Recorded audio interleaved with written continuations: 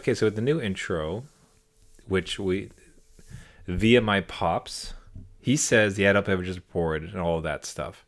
I'm so used to entering into that You way. gotta jump I don't know in. if I do it for the sake of the live broadcast. Feels like I do, and I'll give it a backup in case we don't like.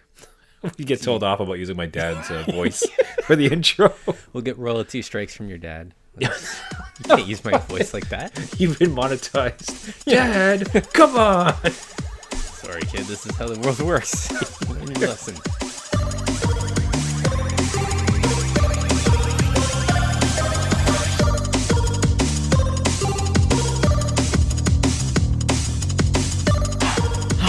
Adult beverages are poured.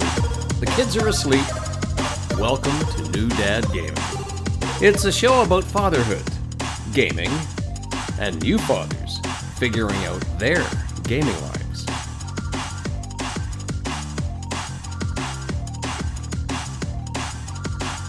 My name is Trevor, and I have a 7-year-old and a 5-year-old. And I'm Jeff. I have a 12-year-old and a 9-year-old. We made it. We're in a new year. We did it. We got same old bodies. Yeah. In a brand new year. 1 year older, and that actually right off the hop, we get right into it, is a terribly embarrassing short story for myself. Oh, perfect. Where- Let's start this off right. Let's go. Yeah. So as we know, I adore VR. Really, I had PSVR. Have a Quest 2. Really enjoying it. I did. Quick note: haven't been here for a while. I did get the golf attachment. Oh, For- yay. It's so great, man. Like it really just changes the immersion of it. I'm loving it. Anyway, so new year though, new me, new year, new me. I need to get back in shape a little bit, and one of the things I realized I had was VR boxing. So on top of Right. some other reasonable things about healthy eating and going back on the exercise bike with gaming, it was like, why don't do some boxing matches? And it's no joke, man. It's just like what I want. Everybody can have a laugh, okay? But I was horrifically sore for 4 days because I went into this so unprepared. My mind, I don't know what you're like. I guess in my head, physically, I'm still like a 25-year-old. Oh, yeah. It's like, oh, I got this. But it's like, I'm 40, man. I'm turning 40 this year, Yeah. right? So like, I can't just do this anymore. I got to stretch. So I go into it and I have I'm basically boxing for 10 minutes. And for the audience, I want you to stand up. If you're laughing at me, I want you to stand up and just punch the air as hard as you can for 10 minutes and then see how you feel like the next day. Right. So I'm walking slowly. My entire upper body is just screaming with pain. Then I have to tell my wife, it's like, why are you so sore? I was punching the air a lot. I was pretending to box a dude. It's like, what? Can we just take a step back and just realize that, a lot of people join the gym January 1st and they're like, I need to get back in there. And, and then they leave and they're all sore and stuff. You decide to go into that VR gym and still leave sore. And you're like, this is my fault. I did this to myself. Left even worse. Oh, and I was just, I cannot describe how sore it was. And it was great though. So I have a watch that sees my heart rate. I got up to consistently like 170 beats per minute. Like this was not like, I'm telling you, like I was going at it. I'm just sitting there swinging at this dude's face. Like, why won't you fall down? Did it ever occur to you? Because I know you're putting your all into it. Like by your motions right now, I know you're just swinging for the fences. But did it ever, did your gamer mind kind of kick in? You'd be like, how can I cheat this? Like, if I, Oh, yeah. What strap this thing to, I don't know, like a fan or something and just have it do the game for me while I, level up. So I'm I can walk away, take a break.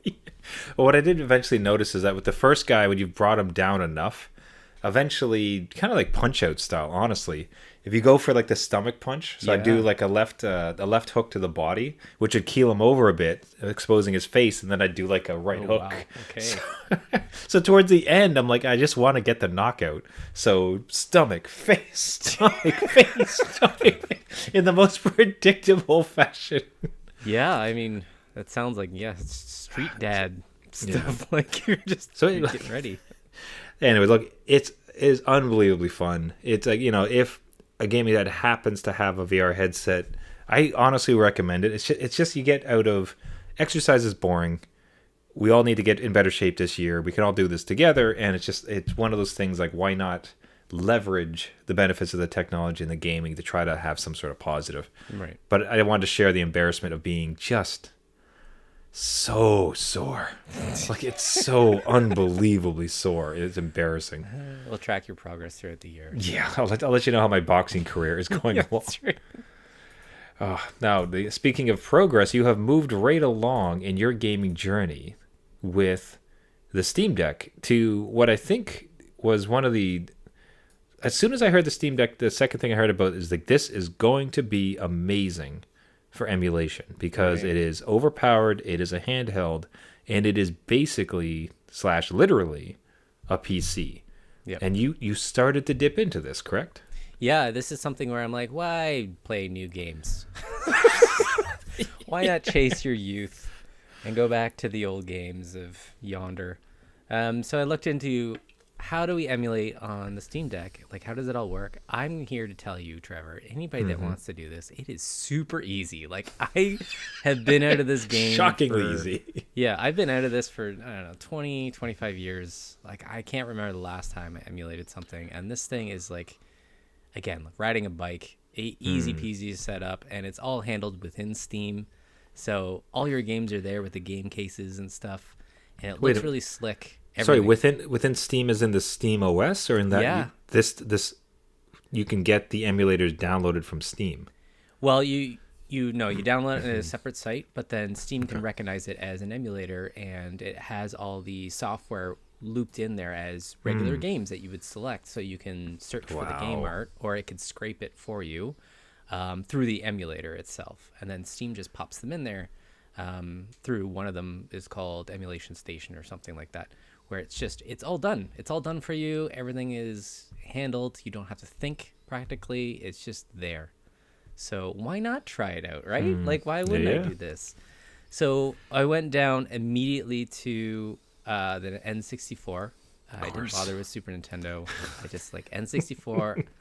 I want GoldenEye on here just to see. Oh my goodness, yes. And honest to God, the easiest thing to do. I got my kids into it. We hooked up PlayStation controllers just through the Bluetooth, no problem. Got into Deathmatch and GoldenEye, and my kids were having a blast. They loved it. Okay, so we got to slow down a little bit, because Gaming Dad achievement, the ultimate Gaming Dad achievement, like getting around, like getting to play GoldenEye with your kids, like that is just, for dads our age, that is pinnacle. That's amazing. So congratulate, like take a victory lap. Thank you. Yeah, please. That's amazing. Now, secondarily, my expectation would be that you ruined them. How did it actually go? Because I could also see that being the expectation, which vastly deviated in the truth. I will say, if I'm being honest, because I could come out here and lie to you, but I'm not going to do that. I'm not going to lie to my audience. I lost a few matches to my 9-year-old. Wow. And it's all roll the dice when we're playing proximity mines or golden gun. You're just at the mercy of those weapons, and I was happy to lose because it was giving them some like enjoyment, like, hey, this game is just not all crappy graphics, because the first thing they noticed was all the faces, how they're kind of like, the photos, but they're wrapped around this ugly polygon. Bad. It's so bad. It looks so awful. And going back, it's like, oh yeah, this is worse. But no, it was great to have just that teaching moment, and they even just wanted to stop and look around. And their best map, I will say, the funniest map was the facility, because they loved the bathrooms. So they love hiding in the stalls. I'm like, of course, right? You're kids, you're doing stuff in the bathrooms that causing havoc. So no, we had a blast. It was so much fun. They asked about it today to go back and game, so I am going to hold on to this as much as possible and try and get them into these games. And then, like, this is just the first step. Like, there's a whole, again, few years of my childhood out there that I can download and replay. So I'm excited, and I would totally recommend at least trying out some emulation on the Steam Deck just to see, you know, and it's not hard to do, and it's something that you can just have there. I mean, it doesn't add to the backlog if the backlog was 20 years ago. Is that right? Like, right? You're just revisiting it. It's a history lesson. It's practically school. Just a little taste. It's educational credits, really. Yeah. I think it's. I imagine that if not already, most dads our age will eventually start to journey into this one. So, you know, long-time listeners might remember, like I myself got the little handheld emulator unit and immediately just fell in love with it. So anytime I go to my parents, which tends to be a bit more of a low-tech type of trip at their cottage, I tend to bring that along. It's just nice to, like, you dip into some Donkey Kong or Mega Man, or I think I was finally playing Chrono Trigger for the first time. Oh yeah. You know, so and it's not. We adore so much the new games, for sure. You know, I think this shows very much. This isn't so much a retro podcast where we're looking back fondly, like the old days were better. No. But it kind of just seems like every dad, almost like a midlife crisis, Yeah. is we're going to be going back to these nostalgic hits and wanting to. The more exciting part is it's not just I liked these games when I was young and I want to play them again. The more exciting angle for us is these games were great. These games were my childhood. I want to introduce them to my children and see their reactions, right? Yeah, absolutely. And that's exactly what happened with a lot less mess because you don't have to store all these cartridges everywhere. So it is something that I wanted to share with them for a while. I was always looking at doing it. And now that it's happened, I'm glad that I did. And to say that, again, with the emulation process, all the cheats are there for you and the save states. So, you know, you want to play these extra maps and characters? Not a problem. I got you. And you just, like, one click, and you've unlocked all the characters. It's one of the, if anyone has not tried emulation, like that alone is just like at any time save states, for the old RPGs, like 2 times, 5 times, where you can just like massively speed up the clock. Yep. So it just changes it. Like you're able to actually like experience it how you want to experience it. Yeah, and I'll just add that I'm playing Xenogears on my own. I'm finally beating that because I have the disc and I've never beaten it. But it's like one of those things where I don't fear losing, because in that game it can be very brutal and I don't want to lose hours of progress. So the save states and the rewind features and the cheats just kind of put me at ease as like a chill thing to visit my childhood, instead of, you know, being, oh my god, this boss is level 50, I have to grind away to get up to level 50 to do it, because it's those old mechanics again, right, that pop in. So these are just tools to help an old gaming dad get back on the saddle and play these games. So I will highly recommend, you know, anything that can help make your life a little easier. It's just, it gets you to play it versus you just avoiding it. That's what I tend to do. So okay, the one I'm showing on screen, so it's like Xenogears. It has the guy with the crazy long hair from the front. Yeah, and it's is that the one? Yeah, the top one there. Yes. God, I remember beating it, and the entire I did, and the best part is like I remember hating it because I was like. Because I would get to a part, I swear, I'm no less than 4 times, if my memory serves. I'm like, okay, well, this is the end of the game. Right. And it wasn't. And then I had like, there was a whole nother like 10 hours. And then it's another boss. I'm like, okay, well, clearly, like this story, like I've lost all sense of what the heck this story is about now. Yeah. So clearly, this is the end. And then like, no, there's like 2 more bosses and 20 more hours. Like, what is going on with this game? Stop. Yeah, Stop. I have heard that the second disc drags. Like, you just keep going through it. So I'm hoping these tools allow me to stomach it a little better than like looking at the game being, why are you still here? I have, honestly, man, I would almost say just like give all your guys 100%. Like, give them like 100,000 damage, never die. Just there's no. Yeah. You tell you what, you go, you approach it however you want. If you told me I had to go through this again, like there's no way I'd do so. No. With having to possibly lose any battle, because it's just no. I don't want that. I don't want that threat. I'm not losing hours of progress. I don't have that kind of time, and I will just end up dropping it like every other one, where it's just like, no, this is too much, and you kind of like really dinged me on this stuff. and that's just not my wheelhouse anymore. So I will be using those cheats whenever I feel like it. Right? Be like, no, sorry, boss, game over for you. It's just 100,000 hit points, no problem. So it's good though. I will say the emulation on these things has much improved, and all this like this 3D kind of polygon jiggle that we're watching on screen, that's all fixed. It's all clean, like 60 frames a second. It's wonderful. So my memories have been cleaned up to what this actually was. Right. So, all right. So gaming data achievement unlocked. That is amazing. Yeah. Congratulations. That is so great. First of the year. First of many, right? Absolutely, because it's going to be a darn good year.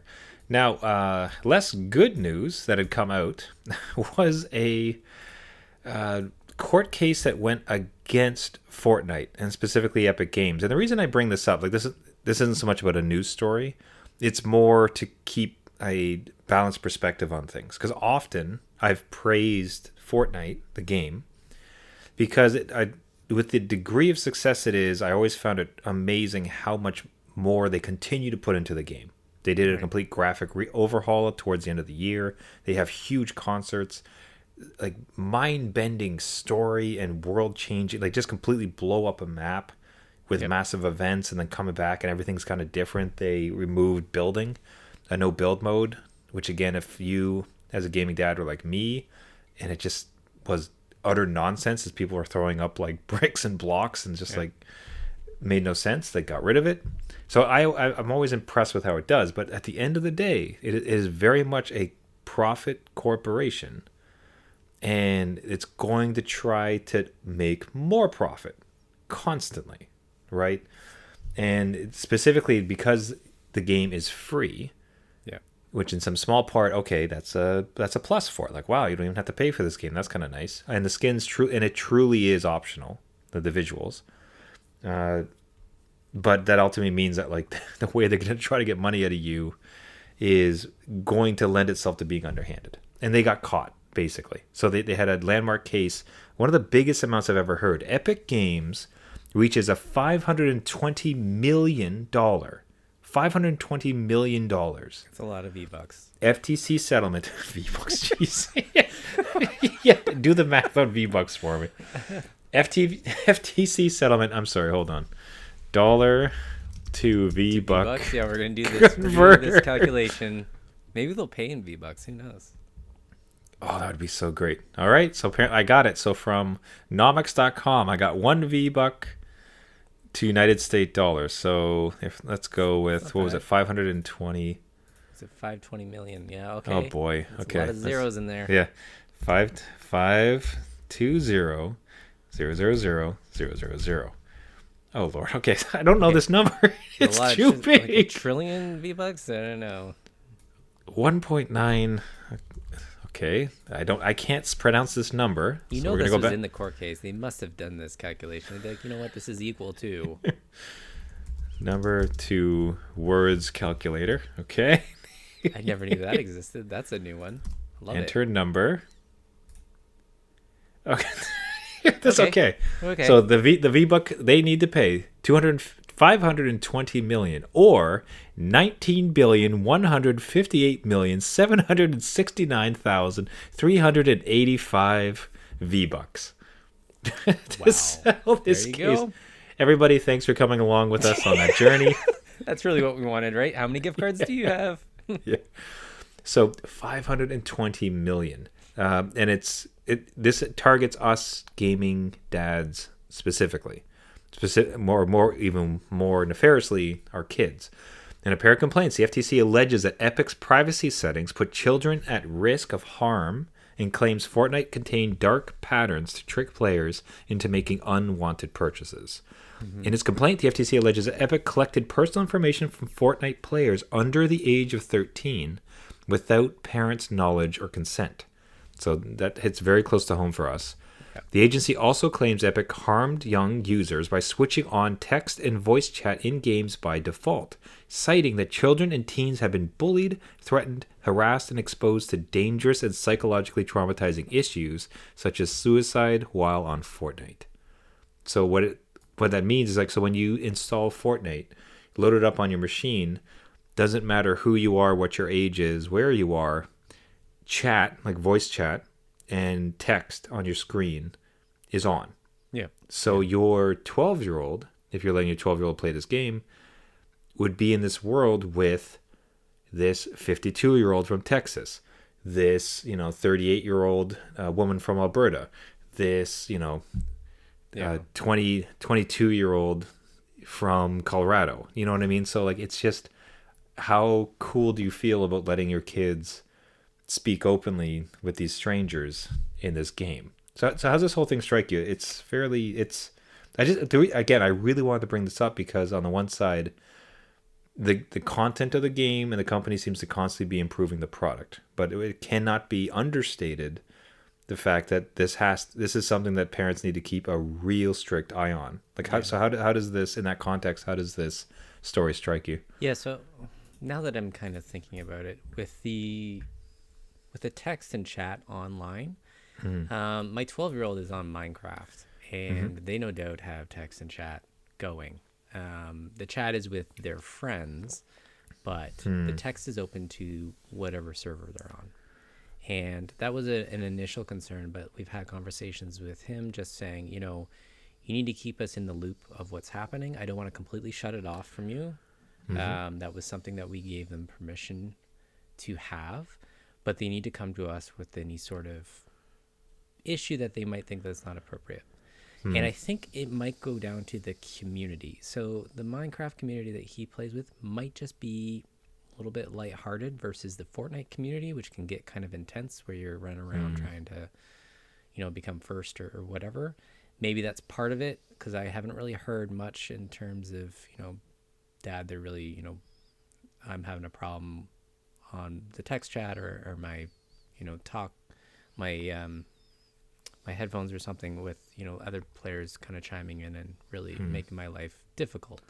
Haven't had that with him. Now, that's not to say that's not happening, but I always found Fortnite it's so popular and widespread that it just might draw in the people that aren't great with losing or, being friendly online. So I don't know. It's one of those things where you're like, I can totally see how this is a problem. Yeah, what I worry about too is if you watch anybody who's trying to become an influencer on Twitch, on YouTube, it's not often calm, reasonable kind of voices. Like, they're loud. They're not. It's not like they're all swearing, but there's a particular aesthetic that they all seem to be chasing, which is just so. Aggressive is not even the right term. I'm trying to find the right term for it, but they're just like overly boisterous. Like, everything is just the greatest thing that's ever happened in the world, brah. I can't believe it. Like, I'm going to take you down. Like, are you kidding me? It is a way of speaking to present oneself in the most exciting possible fashion. Yeah. And excitable, and just because it's clearly like, look, they don't want, it's like, hey, I'm going to take the shotgun there. That's, oh, sick, bro, the shock, like that, they want that sort of. They're playing it up, yeah. Yeah. They're putting on a show. So on the one side, so maybe you're playing with those, there's enough people who are trying to live stream their game and play that thing, but more than that, people's introduction into it has been like, oh, this is the language of this game. This is how I need to speak in this particular game. And it would lead to some pretty dark type of patterns. So firstly, it's like the collecting the information of your kids, just out and out awful. Turning on text and voice chat, that's not as nefarious in some small ways, in the sense that like we're always advocating for on this show, and I think any good gaming parents know that is a very severe risk online to just let strangers be talking to your kids. So it's something that I feel that any parent in the know about gaming is going to have a handle on. A, with a conversation, B, with settings and setting up the system with them, right? Yeah. So it's still bad. Like, you might want to have it like off by default, just to. That seems like a reasonable compromise, no? I would baby step them in. Definitely. Just again, be better safe than sorry, I think, is usually how it is, and then you can open it up, and they feel more privileges that I get this responsibility. I can open this up, right? Like, it's kind of like leveling up. That's what we call it. But that first part there with like their predatory practices and how they're kind of hiding in, transactions stuff. I've had that kind of thought in my head with, I've told my kids about pop-ups and spam, because now that they have phones, right? They don't have phone numbers, but spam still comes through, and pop-ups happen on these sites. And I always think, like, I was talking to my wife about it, like, maybe we're more prone to noticing what fake is because we grew up with the internet and we understand when it doesn't make sense. But now it's so good at faking something that, kids nowadays, like, they might just think of it as, oh no, that's a thing, right? Like I have no other experience with it, so that seems truthful. And to have that in a video why would I not trust something on the internet? Right, exactly. Right, and then now you have Fortnite kind of slipping those things in, right? And it's more about, like, you don't notice until you've done it, or you don't know why you want this thing, but you want it. And it's one of those things that's like really, it's just like how much of a leash do you put on your kids with this stuff, and how much do you let them explore? And some of that stuff is like, that's built by CEOs and boardrooms to make money, so they're not up against what we were up against. It's a good reminder to parents. I mean, like, my very famous story from the previous years where it's my kid bought like two full games apropos of nothing, and bought any number of skins on Garden Warfare. And to them, it was just like, oh, I'm not spending your money, Dad. Like, I didn't go to your wallet and took out a crisp 20. I just I gave this guy gems. I'm like, how did you get gems? Why? There was a bunch of screens that popped up, and I just kept mashing the button. Kept mashing okay, right? And it defaults to okay. It doesn't default to cancel. Yeah. But it's, again, I didn't blame them. That was like, I should have had this on lock. I just didn't think wasn't aware of how easy it was to do microtransactions, and that the credit card was attached to the game. But ultimately, there it was, right? Yeah, so by your mistake.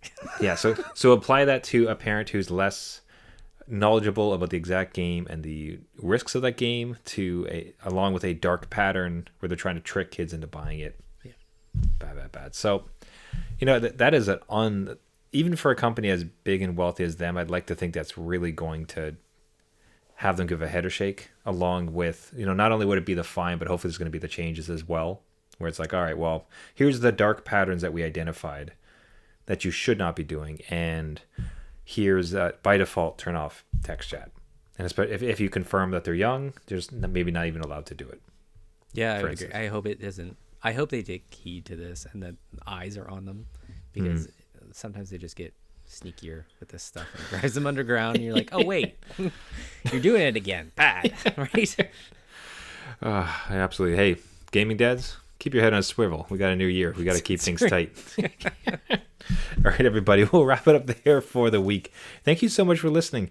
As I said, Jeff and I are incredibly excited to be back. Got a whole new year, hoping to expand the show out even further. And as we've started to do on the end of every show, I'm probably going to start doing it at the beginning when we do have the most listeners. Who listens to the end credits? Who watches the end credits scroll, eh?